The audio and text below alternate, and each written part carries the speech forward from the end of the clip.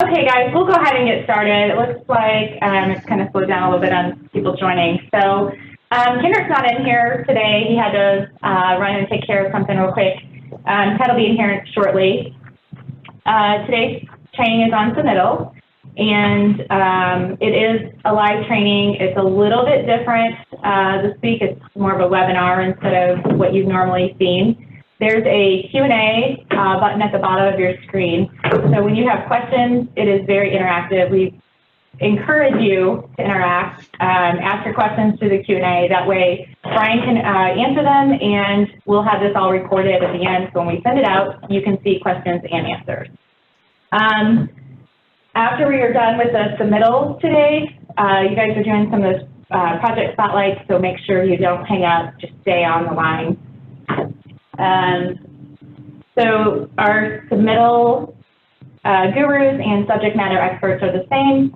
Awesome people that volunteer to do drawings and specifications. So Hayden, Chris Lepke, Steve Harder, and then out in Colorado we have Cody, Travis, and Marissa. So thank you to all of you guys for volunteering to step up and help be our gurus for this. So we have Brian on the line from Procore, who is going to do your training today, and then we also have Kate, who is our service manager for our account. So please feel free to ask any questions that you may have, and hopefully it's very beneficial. So with that, I'll go ahead and turn it over to Brian and let him take over. All right. Hey there, everybody. My name is Brian Serrato. I'm a strategic product consultant with Procore. A little bit about me. I started out in working with a general contractor out of the Washington, D.C. area. So a lot of my team is made up of folks who came from the construction industry, many of whom did not use Procore, some who did. I was one of those who happened to have a Procore login about 10 minutes into my career. So I basically learned construction on Procore. I've worked in base building for a little bit. I've worked in estimating. And then before heading over to Procore, I worked in commercial interiors, doing showrooms, offices, things like that. So I've seen Procore on very large projects. I've seen Procore used on some small jobs. And one of the biggest things I've learned from using Procore, and especially Procore Submittals, is that you really can change your strategy or mold Procore Submittals to kind of work for you differently on different types of projects. So yeah, to kind of echo what was said earlier, go ahead and throw anything in the Q&A that pops in your mind. I'd love to help out, especially if there's anything that's kind of in the weeds or that you're having trouble with. We can certainly touch on that. Today, I'm going to go ahead and start by sharing my screen a little bit, and we'll go through the Submittals tool at a high level. I know that everyone on the call should have gone through the training, so we can talk about some of the high level things first. But I do want to make time to go through some of the questions I got and address some questions that you all may have about the Submittals tool. So I'm going to share my screen here. Okay, can you see the Vortex, my project homepage here? Yep, sure can. All right, great. All right, so first thing we want to consider when we go into the Submittals tool, I like to break it down into a few different phases, if you will. I really like to, because the Submittals tool is a little bit complicated, and while closing out others, it can be helpful to think of the Submittals tool in phases. The first phase being setup, right? So you're starting a job. How do you get your Submittals into Procore? So is it manual entry? Is it Procore imports? Is it the submittal register? So that's the first thing you have to consider is how are you getting your submittals into Procore? I would say if you're working on a small service job or a smaller interiors project, it may be beneficial just to create them manually. We're talking really anything below 30 submittals, and creating them by package might help as well. So we'll go through that. I would say that if you are on a semi-large project, you're talking in the hundreds of submittals, you may want to leverage Procore imports with some combination of the submittal register.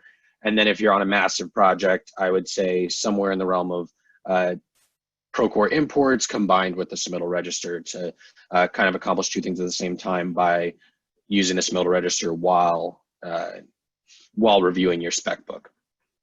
So the first thing I'll show here, and I do want to touch on this, is just general submittal log management. This is what many of you will see when you come into Procore on any given job. You won't have any filters set up by default. You won't have any default views set up. So your view of Procore will look something like this. Again, this is really not a very digestible view, especially in my opinion. So the first thing I recommend doing is putting on the current revision filter. This just ensures that the first thing that you see, or just the surface level of your Procore submittal log, is the most up-to-date submittal. So if I turn this off here and I scroll down to a submittal that I've revised before, let's find one here. So you can see here I have some specialty ceiling submittals, and it looks like I have a duplicate here because I've revised it. So this can be really confusing, especially if you have a lot of revisions on your submittals, and if you have your field team members that are referencing the submittal log and they don't have this filter on, they'll see multiple of the same submittal. So that's the first thing I recommend. Second, I definitely recommend reviewing by packages or spec sections. Main difference between packages and spec sections view is that you can act on packages, and hopefully it becomes more clear to everybody on the phone what the use of submittal packages is as we go through this call. But you can see here that you can view by spec section or you can view by package. But look, we can't act on any of these items. So we see this log that is grouped by spec section, but we can't act on this section altogether. So that's one of the reasons we use packages. Most commonly, people will use packages to group like submittals, often by responsible subcontractor. So you see here, I have submittal packages for millwork. I have them for doors, frames, hardware. I have them for glass and glazing, drywall, et cetera, et cetera. Later on, I'll go into some creative ways you can use you can use submittal packages, things like closeout, long leads. But for now, I just want to show that submittal packages is really just a way of grouping like submittals. Most people do it by a responsible contractor. You can also do it by any complex package that would be maybe like lighting. So you could have two electrical packages, one for all electrical submittals and then one for all your electrical lighting submittals. So in summation, it's really just a grouping of submittals, and how you group that really depends on your project and what's going to work best for you. Now you can create submittals individually like this, just by going down to create submittal. And if you're going to be creating submittals manually, if you're going in really just like one or two submittals at a time, or you're adding one that you forgot earlier, maybe it's best to do this. But this is a lot of information to fill out, especially if I'm going to be adding a lot of submittals at once. So oftentimes I recommend creating by package. So if I'm creating a millwork package, for example, I might go in and say millwork. I'm going to hit cancel at the end of this because I've already got one. I'll label the spec section if it applies. If it is something like a closeout package or something that applies to multiple contractors, maybe I'm not filling out the spec section. Description just applies to the entire package if you want to add a little bit of commentary to it. Package attachments, along with submittal attachments, these are a lot of times commonly misused. The attachment field inside of a submittals page or inside a submittal packages page is really meant to house information that is related to or that may help add some information to that package or that submittal. So for example, if I have a submittal that is related to structural shop drawings or I'm driving piles or something like that, I may include some soil testing data in the attachment field, or I may include some historical drawings. This field in attach file in the package and in the submittal item is not meant to house the submittal. You certainly could put the approved submittal there in the attachment field later on if you wanted to, just to kind of double check your boxes, things like that, right? But this is not where the submission should go. This is related information. Now, what I like about creating submittals by package is that you can add 20 submittals and electrical submittals. If I create the package here up top, one, I have an option to add existing submittals to the package. So if I've already created other submittals and I haven't assigned them to a package, I can click and add them to the package I'm creating or editing.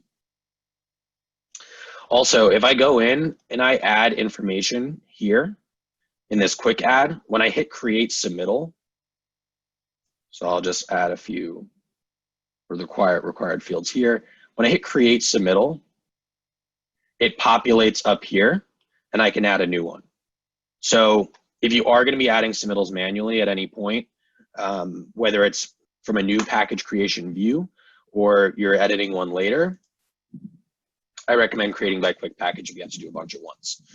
Because one thing that is important to note is that your create package view, like create submittal package, versus the edit page on a existing submittal package is the same thing. So I can edit an existing package and I'll have the same view. This is all the submittals I have in that package already, and I can go ahead and add new ones right down here. All right. So that's really the manual way to create submittals.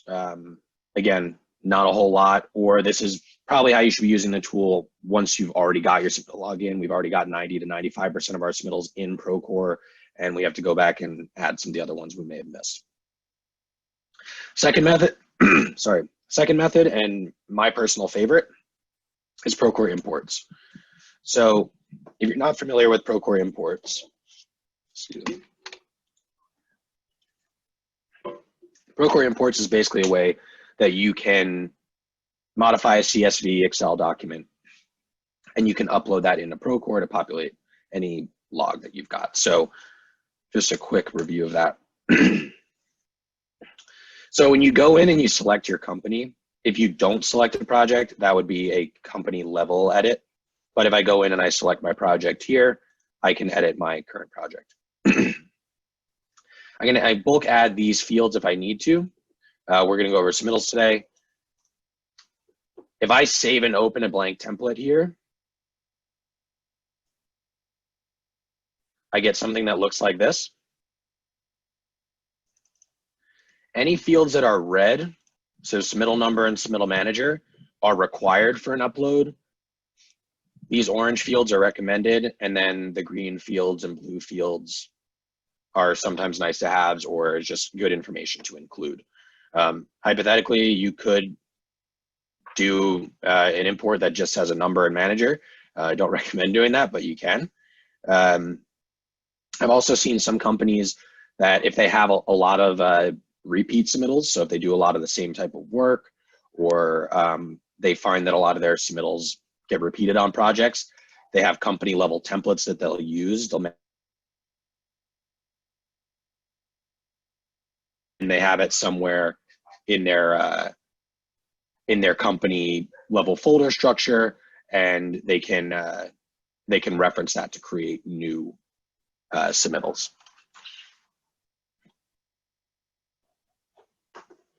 Also, it's a super user-friendly process. So if I select a template file, I'll just select one random here. That's not the correct one. But you'll get a list of like any errors you've got and how to fix them, things like that. You also do have a support article embedded in there. I'll show submittal register very quickly. That one is rather quick to go through, but I don't want to spend too much time on it. So no, we've only got an hour today. Submittal register is generated by, and this is the third method of populating your submittal log. So first we had manual creation, second we had Procore imports, and third we have the submittal register. So to generate a submittal register, you basically just select some spec sections from your spec book that have been uploaded through Procore, and you click generate submittal register. So obviously the prerequisites for this is your project has to have a spec book, and it should be a spec book that is, once you've reviewed it, probably when you're going through the upload process, that clearly identifies submittals. The reason why I don't typically recommend the submittal register as the very first method of submittal log population is because it does tend to miss some things depending on the spec book. So if I hit this and then I hit generate submittal register, I'll get something on the side that'll populate, and it'll let me know when it's ready for review. I'm going to select one that I've already got here. Looks like I chose a few sections. I'll click to review. And so I've got broken down here the spec sections that I've chosen. It'll tell me how many submittals it found. And then I can click in here to this hyperlink to see where Procore got that information from. When I click in, if I scroll down, you can see Procore looked for the word submittals and then started pulling out these individual items down here. You can see here, it looks like I think we had 3 submittals in there, right? Yeah, so it properly carried through that page break that we see there, where it looked like we might have pulled in 4 accidentally, but it did carry this through as 1 submittal. If it missed something and I want to add something, I can certainly do that. So let's see if I can add something down here. Maybe I need product information for pipe, tube, and fittings. I can highlight that there, edit by description, give it a type, maybe it's product information, and I'll say plumbing product data. I can add it and it'll turn blue. So if you're reviewing your spec book for a second time for good measure, you're trying to accomplish 2 things at once, this could be a good method. So we can add them in the draft process that way. We can also add titles, change the type here, and then we can edit the actual description here if we need to.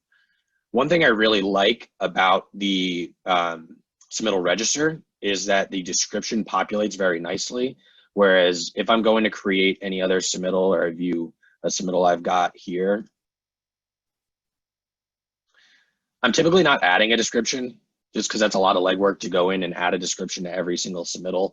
I can copy and paste a description to my Excel import document, but what's really nice is that the description is automatically pulled in for you when you use the register. Let's take a look here. I've got operating instructions for this 1C, right? It looks like it's asking for chillers, accessories, and auxiliaries, and refrigerant specialties. Maybe I need to break this into 2 submittals. If that's the case, I can hit this duplicate button. And then maybe on this one, I take off number 2. And here I take off number 1. So that was a quick way for me to duplicate a submittal that was like, but not the same. So I can do that. I can also remove a submittal if it's not necessary, or Procore identified something that is not actually a submittal. And finally, I can configure the title. Configuring the title basically means I can configure how it's going to show up in my log. I can have it by submittal type, by spec section, title, and maybe put a dash in there. I can also add a title option in there. So maybe I want to say mechanical. And I'll just put that up top. Maybe I take off submittal type, right? Move it down here, and I apply to the current spec section. So you can see here that I've configured the title for all of these, and as long as I've got a submittal manager chosen, if I hit confirm, those will go pushed over to my submittal log as draft submittals. So those are the 3 main ways to populate the log. Now let's take a look at some of the settings and we'll look at some of the workflows.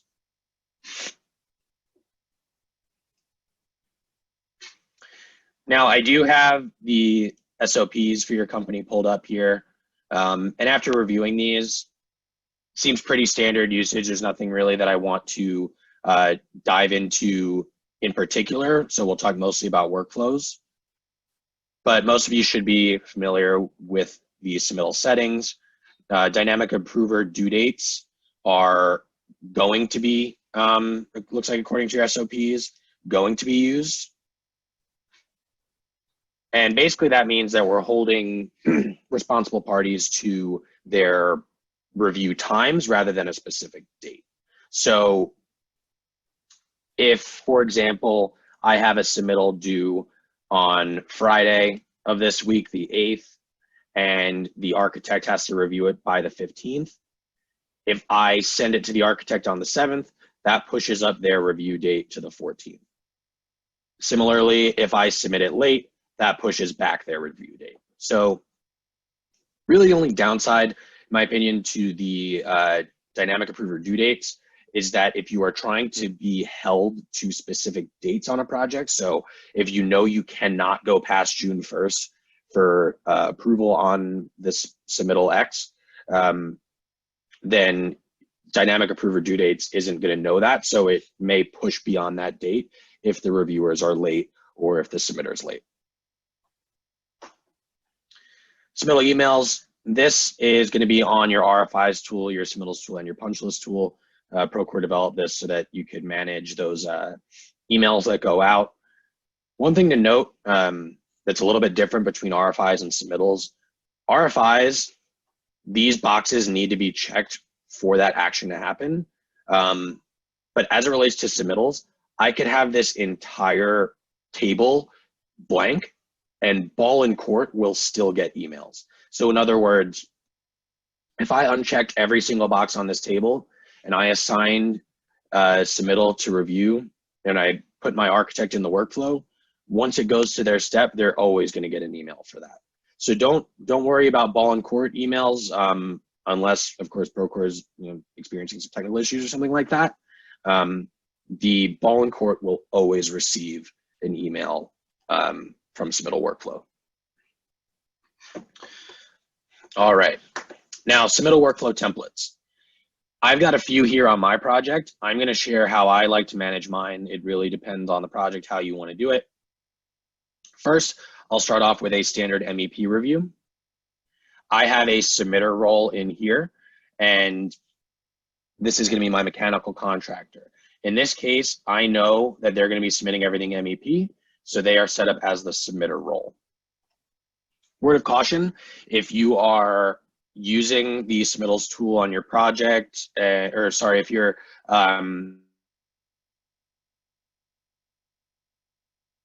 still does pay to have them included in your workflows, so you can submit on their behalf and still have information to report on a little later on.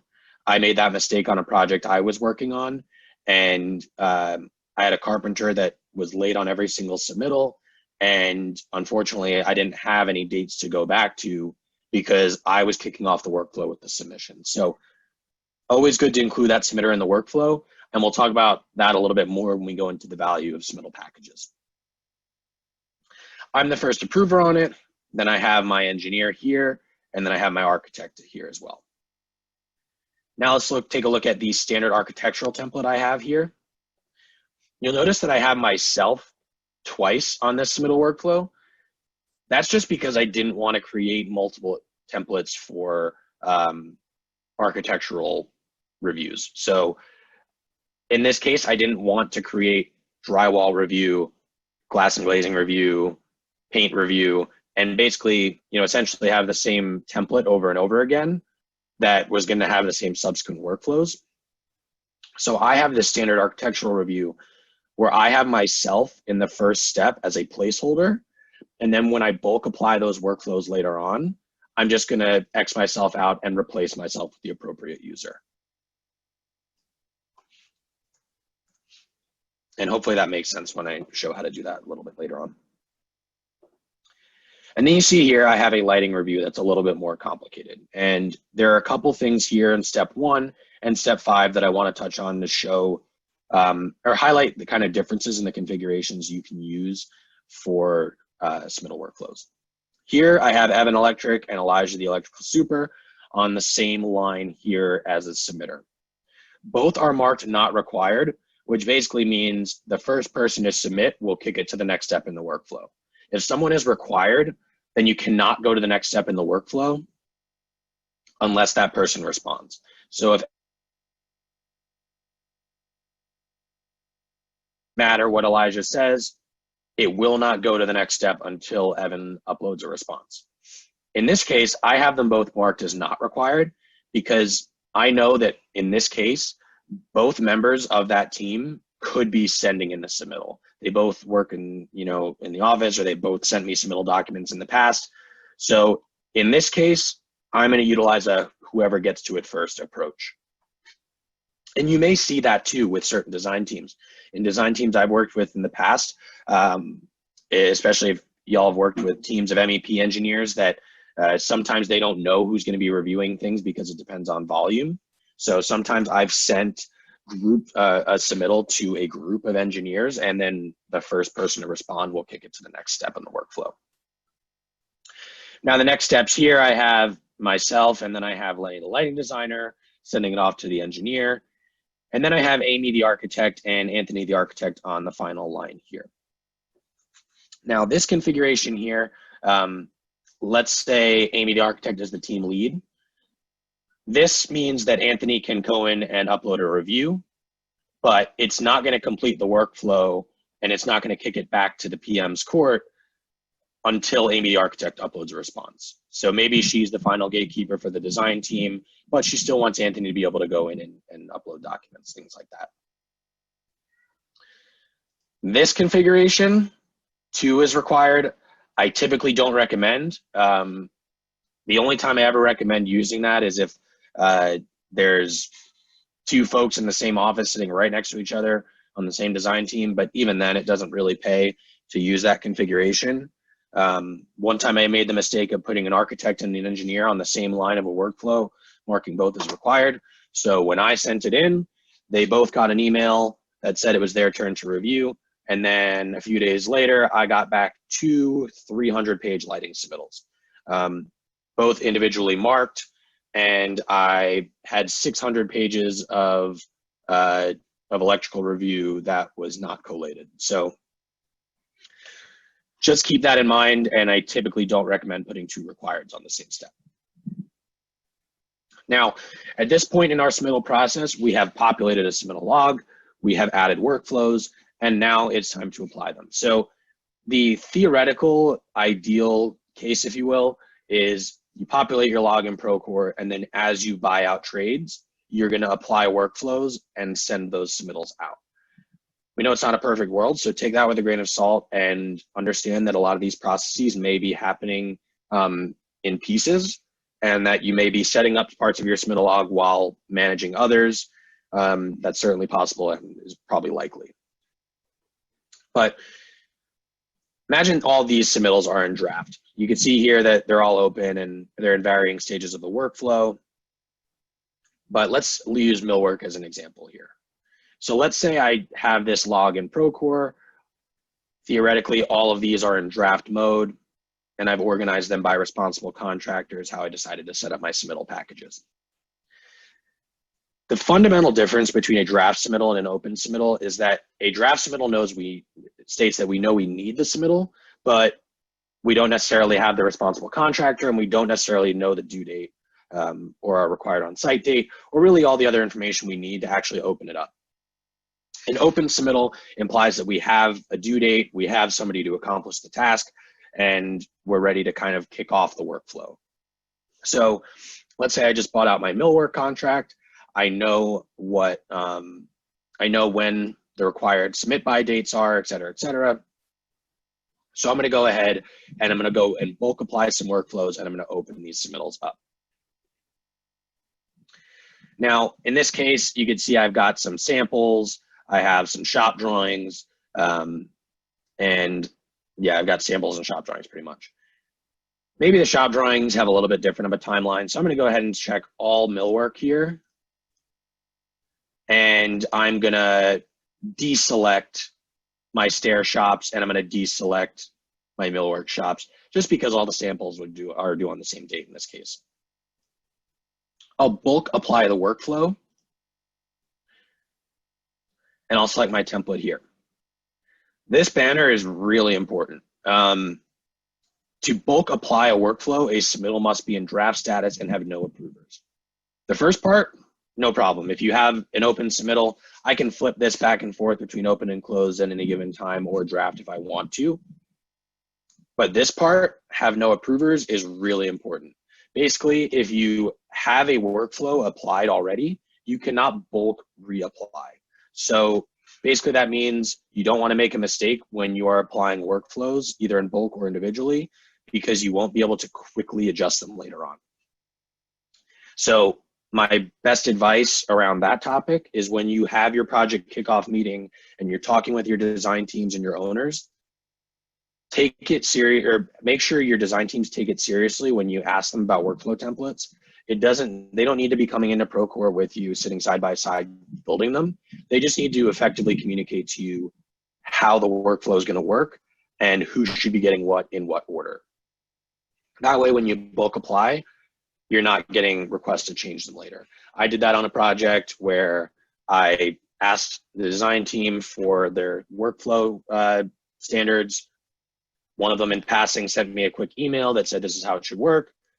I bulk applied it to 80 submittals in Procore, and then the next week I was told, oh, by the way, we actually need to do it this way. And I had to go in and edit each submittal individually. So that is kind of the point of no return as it relates to bulk editing submittals, is that you cannot have approvers in there if you're going to try to edit them. In this case, I'm just going to cancel at the end. So let's just say we don't have any templates on there. So I can select a template here, and you can see this is why I created that one template with just myself. That way I don't have a bunch of templates here for glass, for drywall, et cetera, et cetera. I'm just going to select this standard architectural review right here. And since it's millwork, I'm going to replace myself in the first step with Mary Millwork. And I'm going to make her a submitter. Looks good, and I'll apply. I'm going to click apply, and I'm going to get an error message. So that's what happens if you try to bulk reapply workflows. Once I've applied my workflows and I've given due dates, et cetera, I'll go into the package, and I'll have a banner up top that says there are X amount of submittals that can be sent for review. What this does is it sends an email to the first step in the workflow, notifying them that they have a submittal due. So this is yet again another reason to utilize that submitter in the workflow, because if you set yourself up as the submitter because your subs aren't going to be in Procore, then you'll essentially just be sending yourself emails. So it's really important to include that submitter in the workflow, because with one click of a button, I can send out one notification email to that subcontractor saying basically this is what you owe me, right? And this is something too that you can do at any time. You can see here, this banner says 6 submittals, but I have 7 submittals down here. That's because 6 of the 7 submittals have the ball in court for Mary Millwork. So at any given time when I click resend now, that email will only reference submittals where the ball in court is in the first step. So essentially, that email only references submittals that have not yet been submitted. So for a little bit more of a complicated example, if I go down to drywall and ceilings, I don't know if I have any in the carpenter's court here. No, it doesn't look like I do.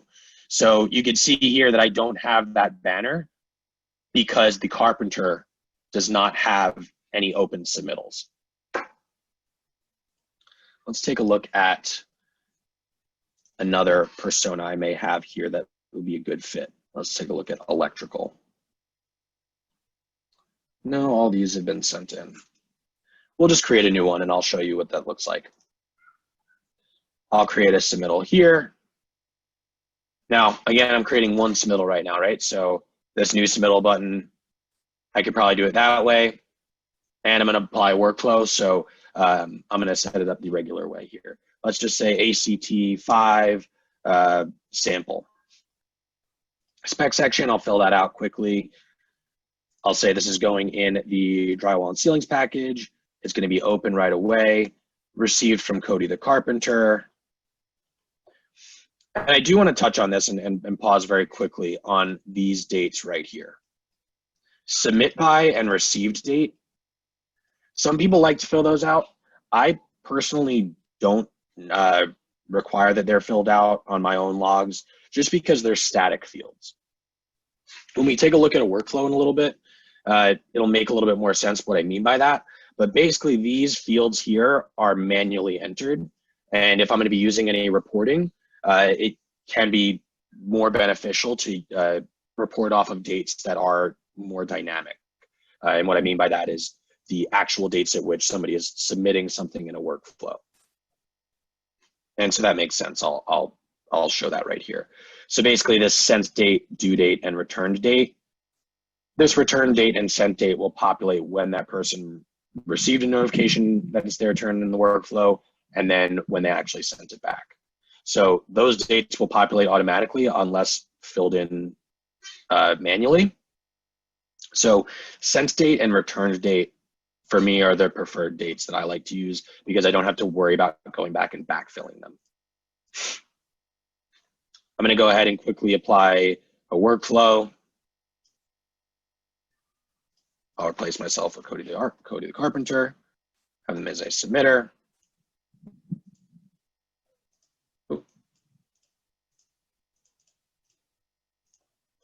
And then I'll just create an open.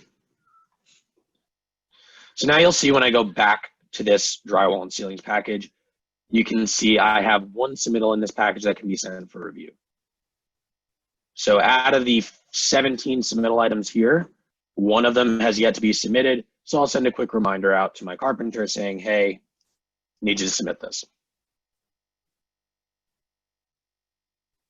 And this is what that email looks like. So over here, I'm going to open up another persona. So what you're seeing on my screen right now is quote unquote Cody the Carpenter.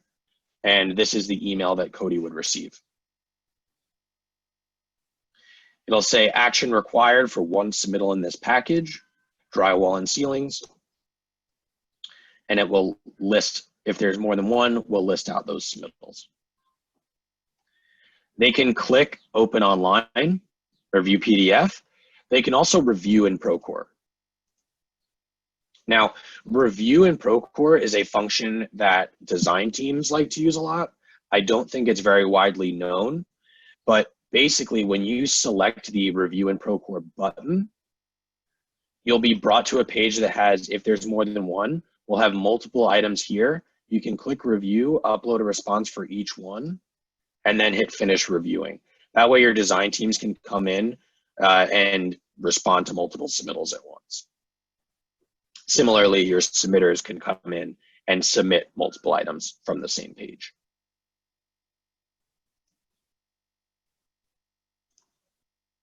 So that's another added benefit of using submittal packages, but the main reason we use them is just to organize that information.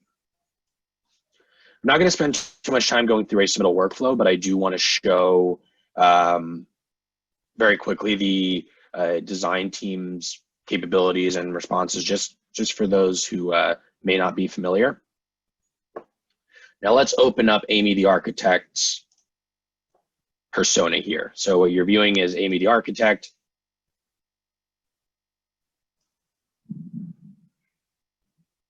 And you know what, let's close this out and let's go, let's see if I've got any ball in court for mine. So we're still viewing my general contractor here. Looks like I've got a few in my court. So let's see anything that has not yet been submitted. Looks like I've got a window pocket detail here that is in my court.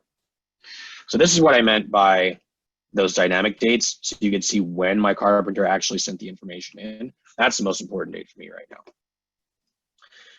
And you can see sent date for me matches the returned date for my carpenter, meaning that when they returned the submittal, so when they submitted it, that's when it was sent to me in the workflow. When I respond here, I can say that this is approved as noted or reviewed. I can attach a file. I'm just going to attach one from Procore that I've got here. Preview my response and respond. You'll see that my returned date automatically populates, and then Amy the architect will get an email. Let's open Amy the architect's persona back up. So now what you are viewing is Amy the architect coming into Procore. Amy opens up her email. Action is required for this submittal. Okay, and take a look, looks good. I'm gonna view this online. You don't have the review in Procore button because that is only when you send out the package notifications. Right now, that will only go to the first step in the workflow. We are working with a little bit of troubleshooting on notifications for the distribution group on that field, but do note that when you send out the, or when you send now on the submittal package banner, that is only going to your first step in the workflow and the distribution group for those submittals. So I'm gonna view this online, and Amy the architect can come in. She'll be brought right to the workflow. Notice that the ball in court is Amy the architect here. And Amy can respond saying that this is approved as noted, or she can forward it for review. So forward for review is a helpful function for those submittals where maybe the workflow was not set up correctly, or maybe we just didn't have all the information at the time to set it up correctly. A good example, maybe you have a curtain wall shop drawing and I applied the standard architectural review to it, but I forgot to note that it's actually a 50-foot high curtain wall and I need a structural engineer to take a look at it. So in that case, Amy the architect might go ahead and forward for review to Ernie the engineer and give him a return date that is no later than her final due date. And basically we'll loop him into the workflow. This isn't that case, so we're just gonna have Amy respond. We'll say it's approved as noted. We'll just attach a dummy file here. Preview the response, and we'll click respond. Now, when the last step in the workflow replies, you'll see a banner that says workflow is complete, and you'll notice that the ball in court has shifted back to the general contractor or the submittal manager. That's because, yes, the workflow is complete, but we all know the most important part of a submittal is getting that information to the correct parties. So now I'll X out Amy the architect's view here. I'll refresh this page here. And now let's close and distribute the submittal as the submittal manager. I'll click close and distribute. I'll select the response I want to send out. I'll select my distribution. Maybe there's a window pocket detail that I have some perimeter lighting and I have some perimeter linear diffusers. So I'll notify Mark Mechanical and the electrician. Have the status as closed, have the next step, and then distribute. Now we'll shift to closed status and the ball in court will empty out. A couple notes on revisioning. Let's say Cody the carpenter sent in an incorrect submittal. And in this case, we're talking about, let's say it's a cut sheet, right? I can go ahead and say that this is revise and resubmit, but a couple things are gonna happen. There's a bug that we all know about in Procore that, or you may have seen if you marked something revise and resubmit, that we're aware of, that basically if you say revise and resubmit and submit a response, it will still go to the next step in the workflow. So if you mark something revise and resubmit, just make sure to notify the next step, hey, by the way, I'm revising this. You got a notification email, but it's revise and resubmit. Also, when you do mark revise and resubmit, you want to close out that submittal immediately by hitting edit and then close on the status, and then you would hit create revision. Now, you may want to exercise some discretion as to when you utilize that feature. So let's talk about an example of a cut sheet versus a shop drawing. Well, if it's a cut sheet or if it's a shop drawing, for example, I may want to follow that workflow where when it gets to me, I'll mark it as revise and resubmit. I'll create a revision and I'll edit due dates, things like that. Because I know that shop drawings can take days to make, and I do want to track the fact that this was an incorrect submission, and we want to record those dates or have some historical record of that. If I'm talking about something like a cut sheet that my carpenter pulled from, a website 10 minutes ago, chances are I might just give them a call and say, hey, that's not the right cut sheet. Can you fix your response? In which case, I would click on the ellipses next to their name and have it and click set as ball in court. So just to illustrate that, if I go into any there in my ball in court here as the submittal manager, let's take a look at one that is up to my turn in the workflow.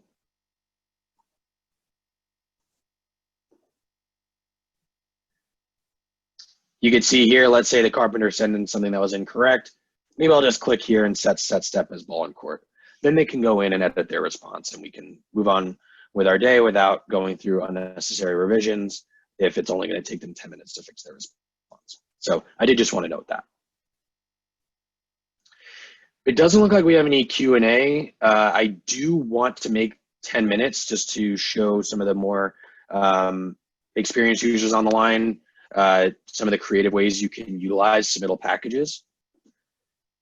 So earlier we spoke about using submittal packages as a way to organize groups of submittals. So that can be, like we were saying, by division, it can be by responsible contractor, but there are a couple different ways that we can use it.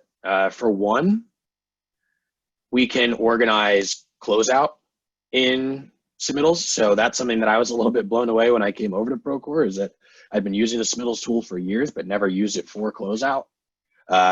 You can see down here, I have a submittal package for warranty. I have one for as-built, and I have one for operations and maintenance. These I have populated in draft mode. Each of them have their required or received froms or responsible contractors filled out. And I have this submittal type set as, where do I type, as closeout. I configured that at my company level. That way, when it came time for me to manage closeout on my project here, I can go ahead and filter this log by type, and I can select closeout. Now you see here, I have a very clean view of all my closeout submittals. You can set them up like this, where I have warranty, as-built, and operations and maintenance for my 3 different packages, or you could include these in their respective division packages. So I could hypothetically put the millwork as-built, the millwork warranty, and the millwork O&Ms in the millwork package and just label them as closeout documents. But this is just my preference, especially when we talk about sending out those notifications. If I click to open this warranty one right here, when I bulk apply the workflows and I get that banner up top that tells me send out or send for review, each one of the required parties will get an email saying, hey, you owe this. So you could even have just one package for all closeout documents, in which case you could send out one notification to to every single sub separately with one click of a button from the submittal package view. Looks like I have something in the Q&A here. Can you bulk download approved submittals to submit for record submittal purposes? So you can bulk download submittals in Procore through the Procore Extracts app. One thing you can't do right now, though, is you can't filter out what you are extracting. So I'm just opening up Procore Extracts right here, similar to Procore Imports. And you can select the tool that you want to download from. And you could say whether or not you want to include attachments. Including attachments will include every single attachment in the workflow and can be kind of confusing. Typically, I don't include attachments, and I'll show you why.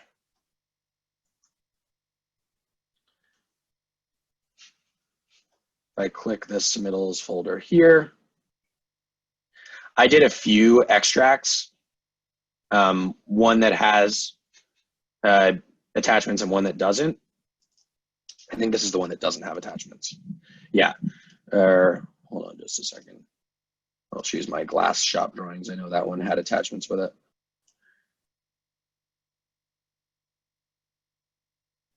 Curtain wall shop drawings here. Okay, so this is one that did have attachments on it. Sorry. So when I did my extract here, I included all the attachments, and it's really not clear to me what the distributed response was or what was the approved response. If I download without attachments, so I choose this one here. By the way, this is what it looks like when you extract. Each submittal will get its own folder and will be pulled out by name. If I select that curtain wall shop drawings again, and I click into the information page of the submittal, the first thing that's front and center does have the attachment and the distribution summary from what I actually sent out. So that's basically the approved submittal that I'm trying to communicate. I do understand that for closeout purposes, we want something a little bit better for, for extracting purposes to get out that information or to be able to filter out. I do want to note that that is one of our most popular user voices.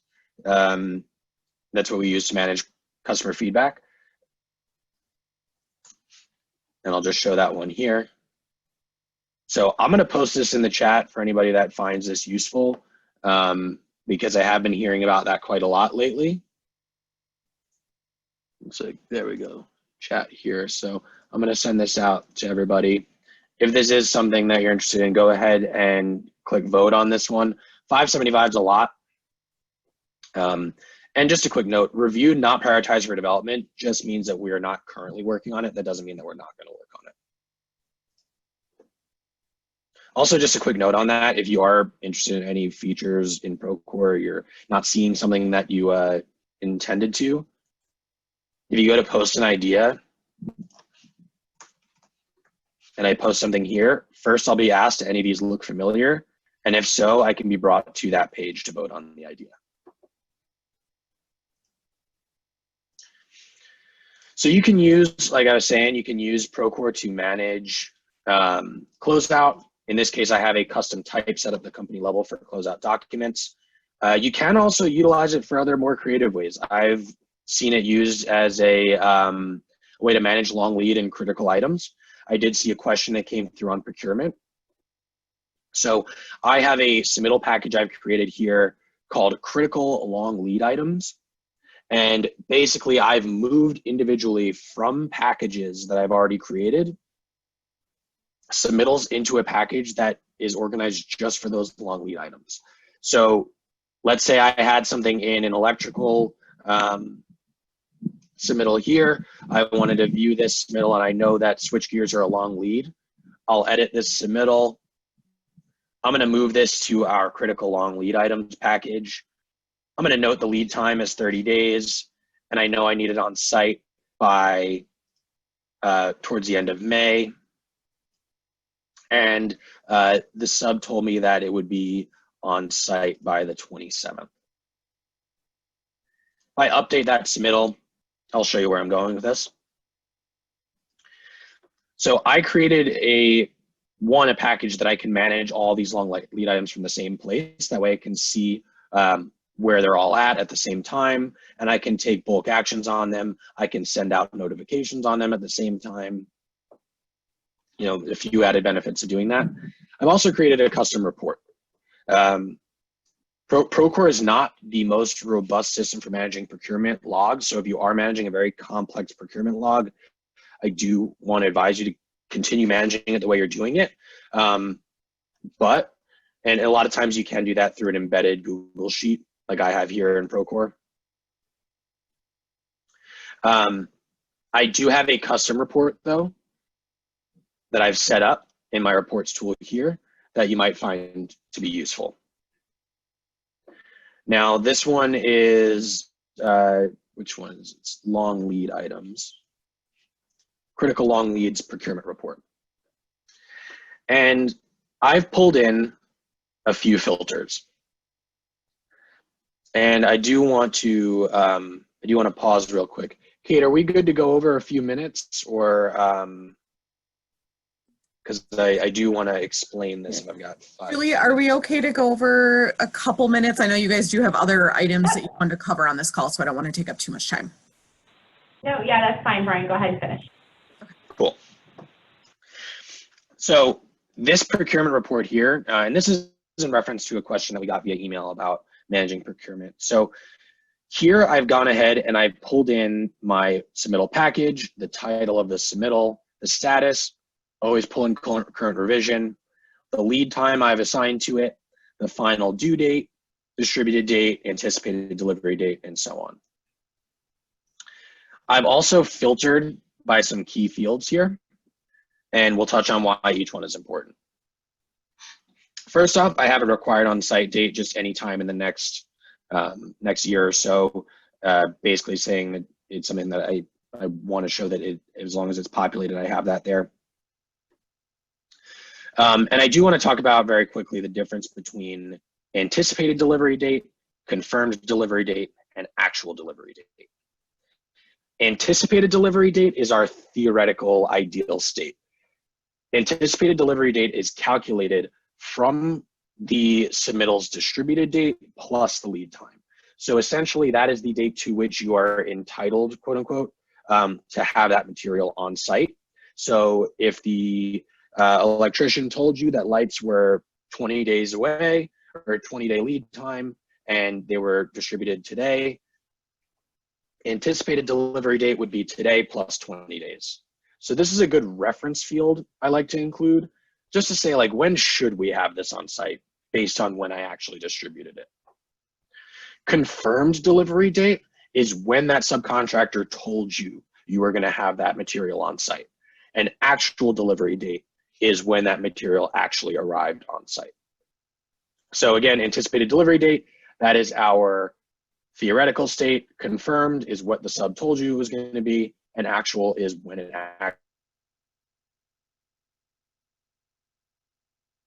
arrives, you're logging the delivery date.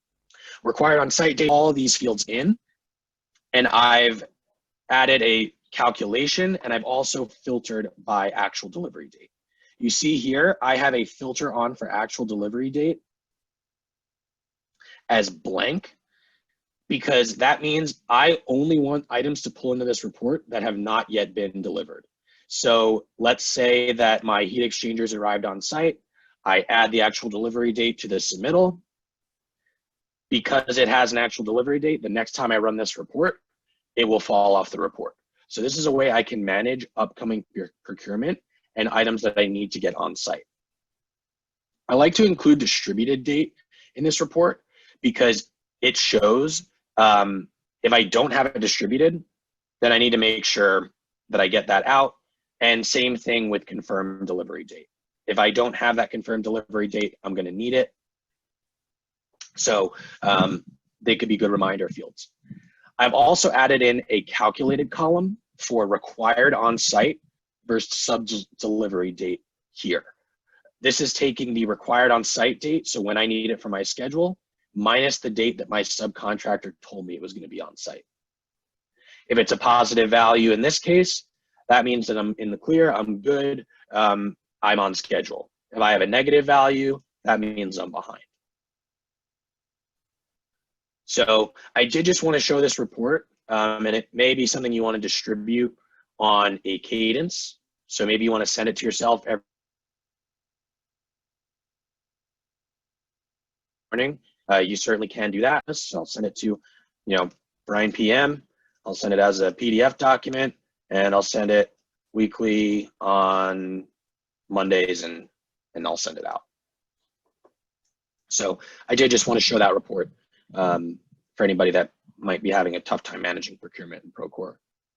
And it looks like I've got something in the QA. Oh wait, no, sorry, I've already had that one. Oh, never mind. So hopefully that makes sense. I did want to get through that quick, but for those of you who may be going back and watching the recording, try to replicate this if you want to, and see if you can get something that makes sense and works for you. You don't necessarily need to put them in their own package. You can filter out by another way that works, but that's how I wanted to do it in this case. All right, Miranda, is there anything else you wanted me to touch on, or anything that they can help with, or maybe review again if it wasn't clear? Brian, I think we're good. I think you got it covered. If there's any other questions that pop up, I'll make sure I send them over to you. Sometimes they'll think of stuff after it's over. Yeah, I know it's submittals in an hour is kind of a race. So I do know that some of it can be very quick. I tried to point and click as much as I could. That way y'all could see the, like when you review the recording later, hopefully it makes sense. I did see too that there was a question that came in via email that was related to stamps. You can have the custom stamp added via custom solutions, but I think with submittal markup coming out, you'll be able to add your stamp that way. So that is something that you can do either through customs, or when submittal markup comes out, you'll be able to add a custom stamp. The last thing that I will ask of everybody on the line, if you don't mind, is if you pull up your phone and you just open your camera, if you have an iPhone or a smartphone, if you just hit the camera icon and you hold it over this QR code I'm sharing here, you'll get a notification at the top of your screen that says open in Safari or open in browser. That's just a quick feedback survey about how we did today. Not necessarily about the product or the capabilities, but more just how I was able to help you out today. My name is Brian Serrato. If you don't mind, just a few questions, and hopefully y'all found it.